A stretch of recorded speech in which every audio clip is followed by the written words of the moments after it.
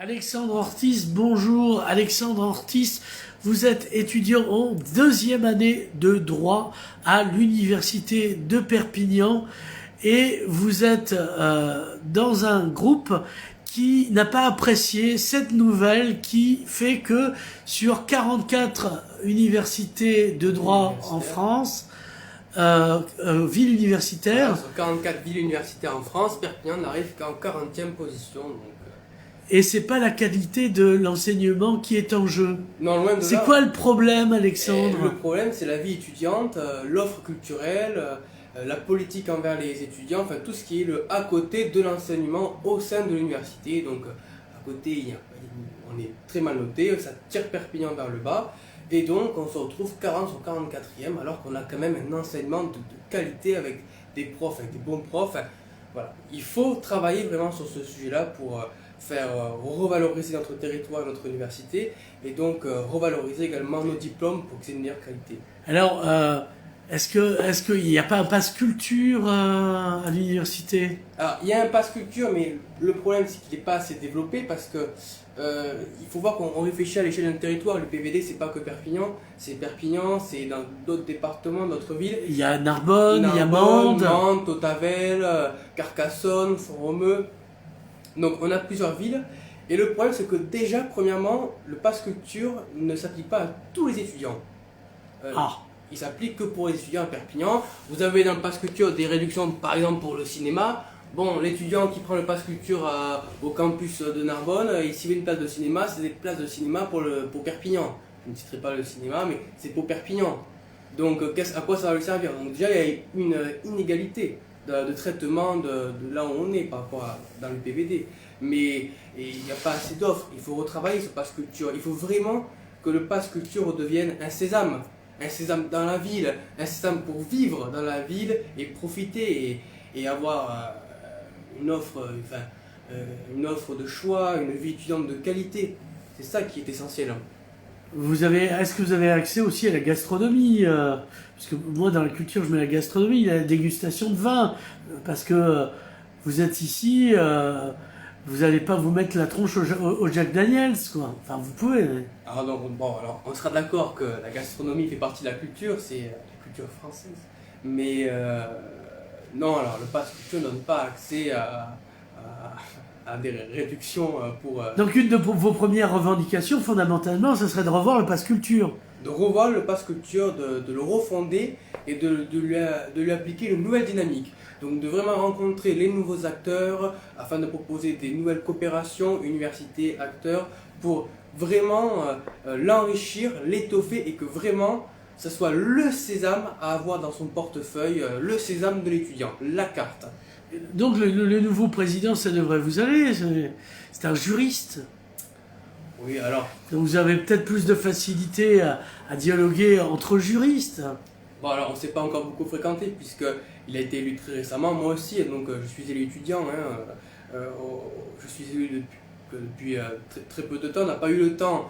Et en plus, la situation sanitaire fait que c'est compliqué de se rencontrer, l'interaction sociale est devenue plutôt difficile. Nous, les étudiants, on est en ligne, on est en visioconférence, donc c'est très difficile, mais j'espère et je sais qu'on pourra le faire dès qu'on pourra se revoir et avoir des interactions sociales, on pourra se rencontrer. D'ailleurs, on a quand même eu, je dis un peu des bêtises, on a eu une visioconférence avec la nouvelle équipe où ils nous ont montré leur volonté de travailler sur ce sujet-là, et je pense qu'on va bien travailler et qu'on va vraiment pouvoir agir. D'accord. Alors là, après la vaccination, il y aura peut-être une vie à nouveau étudiante, donc il faut réviser ce pass culture.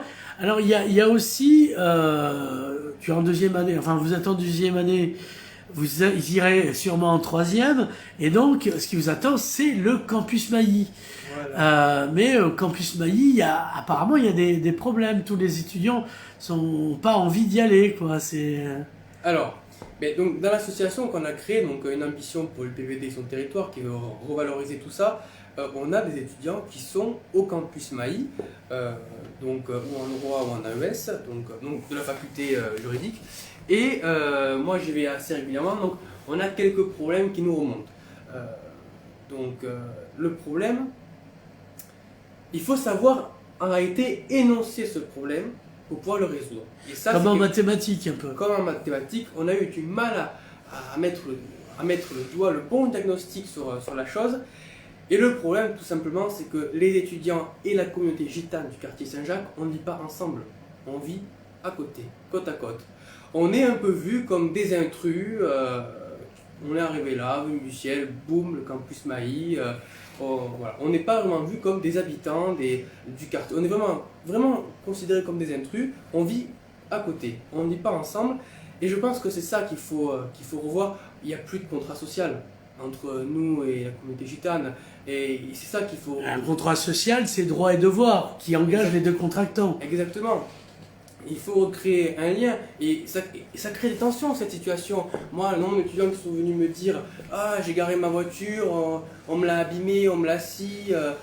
Ça, moi quand je passe dans la rue, des filles, j'ai eu parfois on est un peu mal à la fin. » Les étudiants ne se sentent pas forcément à l'aise. Ils sont pas épanouis pour certains et il faut mettre fin à cette situation. On est là pour étudier, il faut se sentir bien. Et il ne faut pas que nous aussi, on soit perçus comme un caillou dans la chaussure de la communauté gitane et qu'on les mette eux aussi mal à l'aise. Hein, voilà. Voilà, il faut qu'on soit tous bien, qu'on vive ensemble. Donc, qu'est-ce qu'on peut faire? Tout simplement, il faudrait que nous, étudiants, on a été mis là, qu'on leur apporte quelque chose. Voilà. Donc, moi, par exemple, je travaille avec mon équipe sur ce sujet-là. On est juriste. Qu'est-ce qu'on peut apporter? Alors, on n'est pas médecin, donc... on ne va pas apporter des choses qu'on ne sait pas, qu'on ne connaît pas, qu'on ne maîtrise pas. On pourrait apporter ce qu'on sait faire. Et de l'expertise juridique, du conseil administratif, on sait apporter notre compétence. Donc une permanence une fois par semaine au campus Maï. Ou une fois par mois. Bon, voilà. Il faut voir les modalités, comment on s'arrangerait, etc. On est quand même là aussi pour étudier avant toute chose. Mais on pourrait de temps en temps, avec du bénévolat de certains étudiants qui ont la bonne volonté, apporter des conseils administratifs, des conseils juridiques à cette population qui a le droit à ça. C'est un droit, la justice, l'égalité face à la justice. Nul n'est censé ignorer la loi, dit l'adage. Encore faut-il que la loi soit assez manifeste pour qu'elle soit compréhensive. Et qu'elle soit accessible. Voilà, aujourd'hui on va aller... Donc moi, par rapport à ça, je vais prendre contact avec les collectivités territoriales, que ce soit le département, la ville de Perpignan ou même la communauté urbaine. Et Perpignan étant les métropoles. Pour servir d'interface avec la population. Une interface sociale. Voilà, que nous, les étudiants, on devienne vraiment une interface sociale entre l'élu local, l'élu de proximité, et l'habitant de Saint-Jacques. Et qu'on soit une interface sociale, de dialogue, etc. J'espère qu'on pourra avoir de l'aide pour cette mise en place et que vraiment on puisse vraiment rapporter du lien social dans ce quartier et qu'on ne soit plus vu comme des intrus, voilà, qu'on n'ait plus aucun problème à y aller, qu'on se sente bien. Est-ce que vous êtes prêt à rencontrer des représentants du quartier, des citoyens du quartier? Oui, absolument, je suis prêt à rencontrer gitans, maghrébins. Voilà, des représentants, des habitants du quartier, il n'y a aucun souci, et voir qu'est-ce qu'eux ils aimeraient. Parce que visiblement, on leur pose un peu problème. On n'est pas les bienvenus. On le sent que c'est un peu froid. Alors au bout d'un moment, il faut arrêter de dire... Voilà, il faut aller les voir. Le précédent président de l'université n'avait pas organisé de rencontre. Il n'y avait jamais eu de rencontre. J'ai eu Nick Jiménez qui me l'a dit dans une interview. Il y a aucune rencontre n'a été faite ni avec la mairie, etc. Pour ce... Et donc là, il s'agit de casser ce mauvais rythme pour que enfin les gens se parlent entre eux.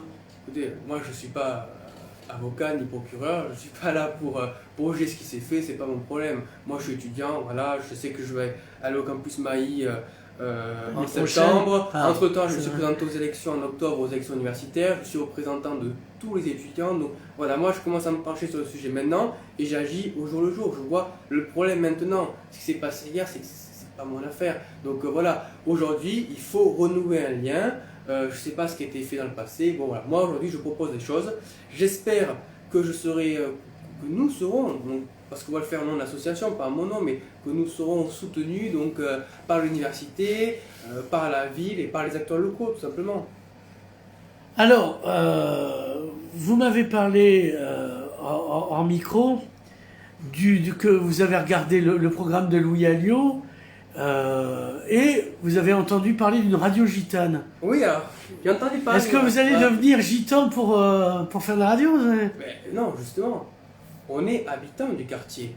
On n'est pas gitan, mais on est habitant du quartier gitan.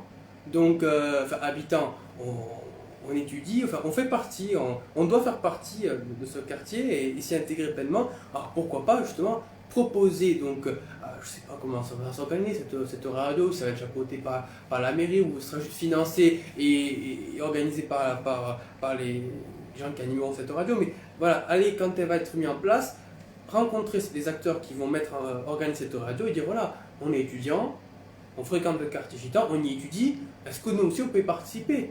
Et voilà, et participer aussi à l'animation de ce quartier pour dire vous avez vu, nous aussi on peut animer, on peut apporter des choses, enfin voilà, c'est vraiment collaborer. Voilà, on veut plus être vu comme des intrus et on veut pouvoir collaborer. Alors, le nom de l'association ça s'appelle comment? Donc une ambition pour l'UPVD et son territoire avec un point d'exclamation. Voilà, on peut vous contacter sur un Facebook. Alors on a une page Facebook, donc une ambition. Un blog, que sais-je? Alors pour l'instant, on vient de se créer puisque c'est une association qui s'est créée à la suite des élections universitaires du 20 octobre 2020. Donc en plus après il y a eu ce confinement de novembre. Donc bon, on vient de se créer, hein, donc fin 2020. Donc pour l'instant on peut être contacté sur notre page Facebook, donc une ambition pour le PVD. On a une adresse mail, on a donc une ambition pour le pvd@gmail.com. Enfin, voilà, on a fait un article qui est passé récemment, un communiqué de presse sur le site internet Ouyad où on peut trouver toutes ces informations. Donc, voilà, on est facilement contactable par la page Facebook, par mail, etc. Aucun souci, même par téléphone, je le donne bien volontiers, pas de souci. Alexandre Ortiz, merci et à bientôt. À bientôt.